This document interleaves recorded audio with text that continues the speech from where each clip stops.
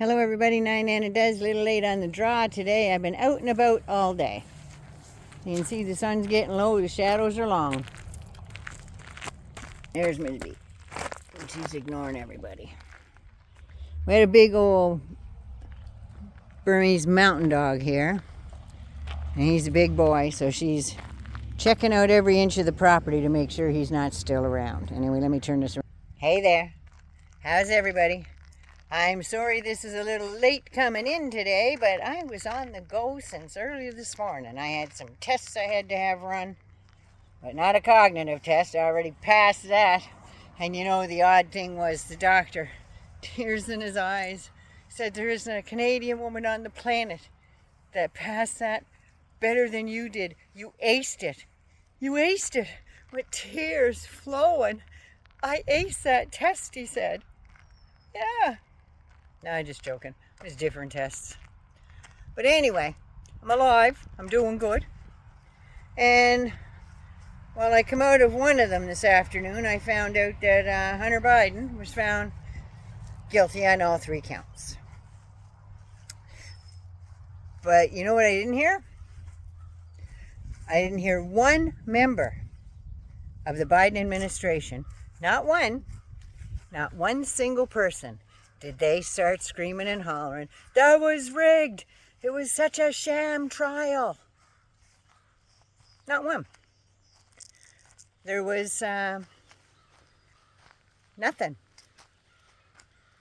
Everybody, they're all saying, well, maybe Joe Biden should have come out and made a statement right after. He's made like 6 statements. How many would you like him to make?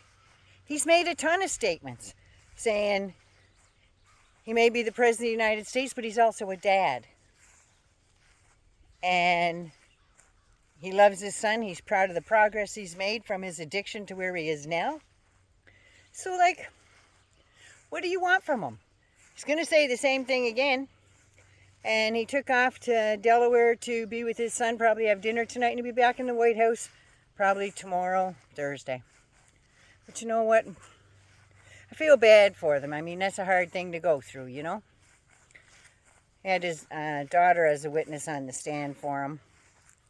One of the jurors was saying, oh, it was so sad to see Naomi on the stand and crying and stuff. They shouldn't make a daughter testify against her father. Well, she wasn't testifying against her father. She was a witness for her father. And she's of legal age, and pretty sure she chose to get up there. Pretty sure. So there's that. But yeah, not one thing. It's a sham trial. It's rigged. It's a conflicted judge. Considering that the judge was a Republican, the prosecution was a Republican. It's where justice goes. And literally, sometimes you win some, sometimes you lose some. But Joe said he's proud of him. All the stuff that he's been doing since his recovery and stuff like that. So, I mean, if it's good enough for the father, right? And his mother sat in court just about every single day.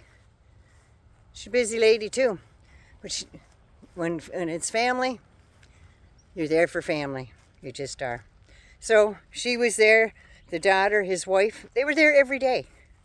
So I don't know what their problem is or where they get off saying stuff, but of course, Jim Cummer's coming on there telling everybody, oh yeah, it's all messed up. They're treating him better than anybody else. How the hell do you figure that? He got found guilty, so did Trump.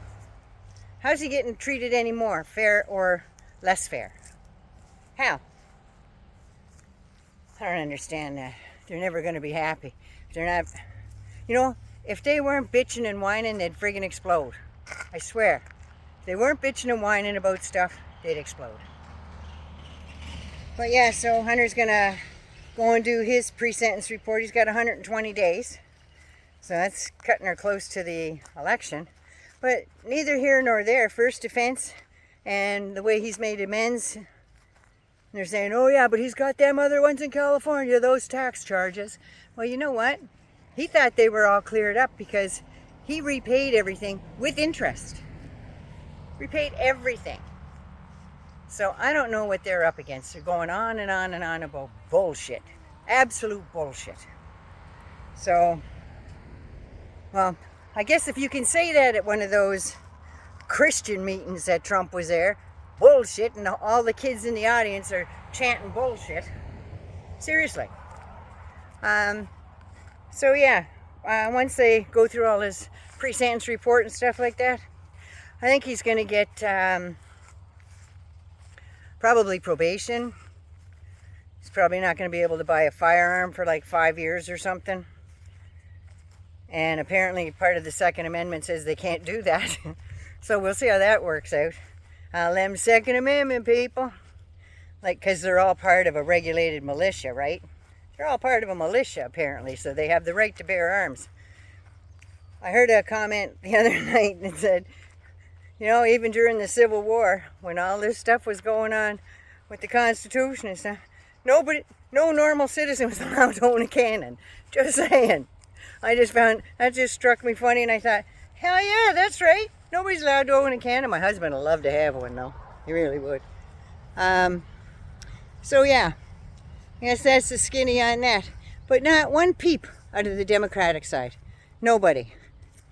They're all wishing him well and hoping everything goes well. They could do the same for Trump, but oh no, it's got to be a big conspiracy theory. Because you know that big fat bastard didn't do a damn thing wrong ever in his life. He can't be guilty of 34 counts without committing at least a couple of them. Just saying. Stormy Daniels can describe his weenus down to the last wrinkle, I'm sure. So there's that. And then there's Karen McDougal. She described what everything he had too. So they can just bugger off with that, if you know what I mean. So yeah, there's all that stuff. And now Judge Cannon may have screwed herself a little bit. She only read half of a law. She didn't download all the papers off Google, I guess. But she only read the first half and not the second half. And it's the second half that Jack Smith was talking about. And he is going to take her to task on it. So we'll see how that goes. We'll see. So there's all that stuff. Don't know where it's going to go. Hunter's got 120 days to his appeal and for his pre-sentence report meeting and all that stuff.